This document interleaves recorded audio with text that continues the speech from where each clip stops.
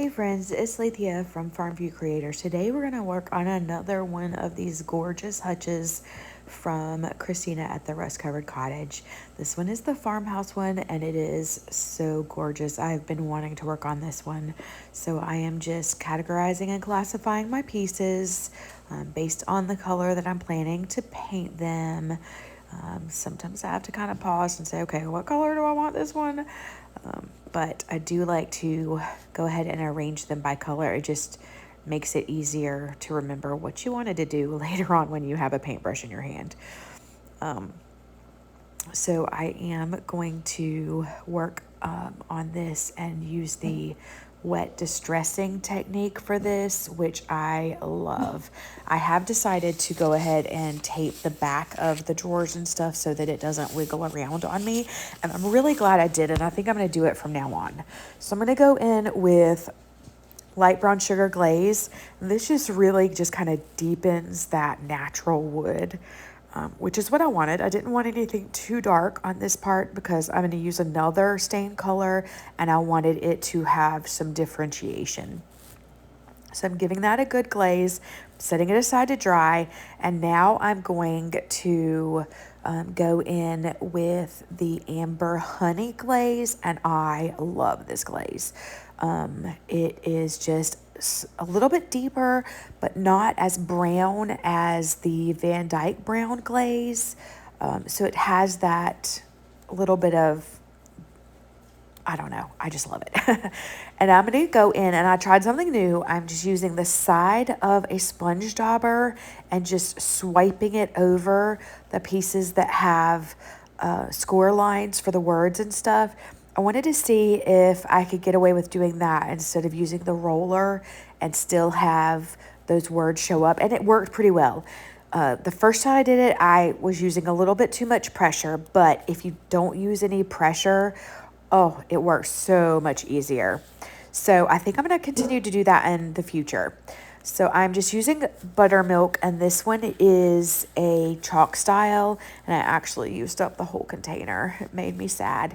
Then I'm going to go in with Mystic Gray. I've not used Mystic Gray before. It's just a deeper gray, and I'm really glad that I got it because I needed some deeper colors in my collection.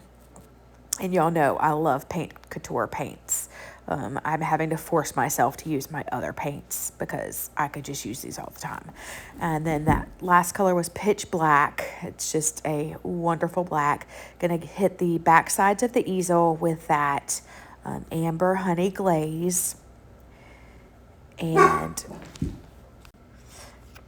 all right, I'm going to set those pieces aside and clean up a little bit, and then we're going to go back to the actual hutch, and I'm going to go in with Duck Egg.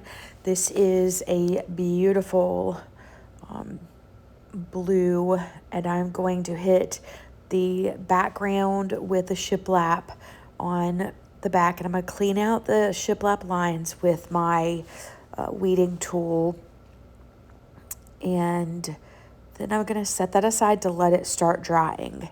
And I want to let it get almost all the way dry before I go in and try to wet distress it. So I'm going to give a good layer to the outer pieces of the hutch, and then again, just set that aside and let it set up. And then, I've done this technique maybe 3 times, so I did not let the background dry enough, and so as I was going in with my baby wipe and wiping it away, I wiped off way too much. But the beauty of it is all I have to do is paint it again and try again. So I let the other pieces set up more, and this is how it really should look. I just wanted to wipe off some of it, and for it to look like it had been worn away or even sanded away. So I added some more paint to that backboard and went at it again, and here I go. I still was not happy. Third time's the charm. Set that aside. On the front pieces, I am going to go in and add another layer of vintage Flair. I love this blue. I love it. And it goes so nicely with the duck egg. I'll set that aside, let that dry almost all the way. And while that's drying, I am going to sand off some of my little pieces because, again, I want it to be distressed looking. I used a little too much pressure on my cow and his legs kind of broke off, but it's okay because I can fix it. I glued it back together, no biggie. Just giving everything a nice little sanding, and now I have let this dry enough that it is actually truly going to do what I want it to do. And there we go. And now I'm going to hit the vintage Flair with my dryer just because I needed it a little bit more dry and I was tired of waiting. And then I'm going to wipe away some of that to reveal some of that light brown sugar glaze and the duck egg. So I want some areas to go all the way down to the glaze, but others I want to just get down to the duck egg color.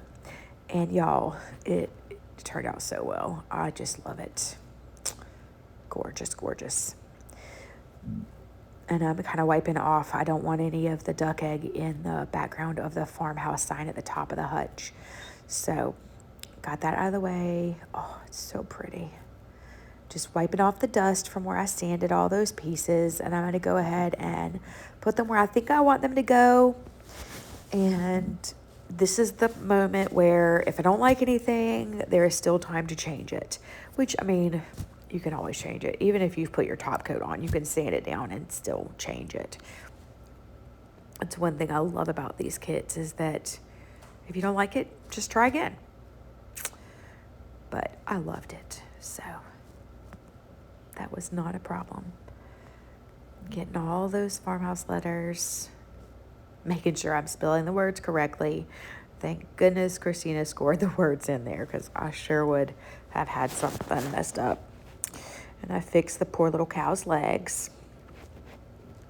And now I'm going to go in with my art glitter glue.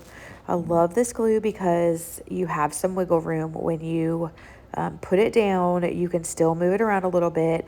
Also, it dries clear, so if it kind of runs out the edges, it's not a big deal because it's going to be clear.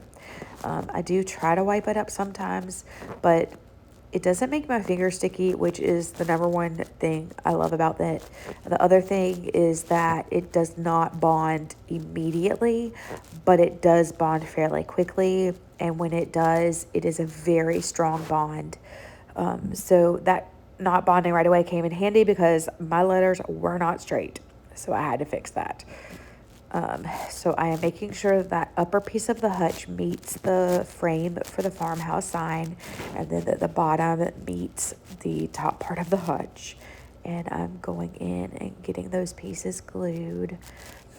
I try to go shelf by shelf. A lot of times I'll start at the top and work my way down, or start at the bottom and work my way up. That way I don't miss any pieces. That has been known to happen. I think I'm done. I lift it up and pieces fall.